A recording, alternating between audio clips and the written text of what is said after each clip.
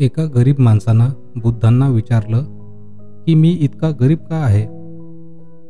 त्यावर बुद्ध म्हणाले, तू गरीब आहेस कारण तुझ्यापाशी असलेलं तू जगाला काहीच देत नाहीस.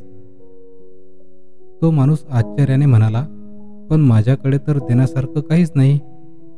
बुद्धांनी मंद स्मित करून उत्तर दिलं, काही देण्यासाठी तू श्रीमंतच असावा असं काही नाही. गरीब असतानाही तू बरंच काही देऊ शकतोस. पहिली गोष्ट तू जगाला देऊ शकतोस ते म्हणजे स्मित हास्य. ज्यांना ज्यांना भेटशील त्यांना प्रसन्न आणि मैत्रीपूर्ण हास्याने सामोरे जा. दुसरी गोष्ट, तुझी वाणी नेहमी सर्वांशी गोड बोलणारी असावी. कुणालाही अपशब्द वापरू नकोस. तिसरी गोष्ट म्हणजे दयाळू आणि सच्चे हृदय.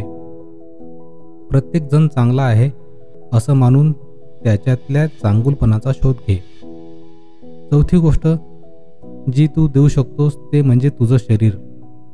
ज्यांना मेहनत करणं शक्य नाही त्यांना तुझ्या बळाचा वापर करून मदत कर. पाचवी गोष्ट तू सर्वांना देऊ शकतोस तो म्हणजे आदर. अगदी लहानांपासून ते मोठ्यांपर्यंत सगळ्यांशी आदराने वाग. सहावी आणि सगळ्यात महत्त्वाची गोष्ट जी जगाला दिली पाहिजे ते म्हणजे प्रेम. गरीब असो वा श्रीमंत, प्रेमाची गरज प्रत्येकालाच आहे. बघितलंस तर मग तू अजिबात गरीब नाहीस.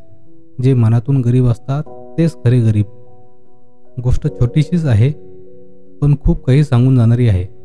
नकारात्मकतेकडून सकारात्मकतेकडे आपल्याकडे असलेल्या असामान्य अस्तित्वाची जाणीव करून देणारी ही गोष्ट आहे.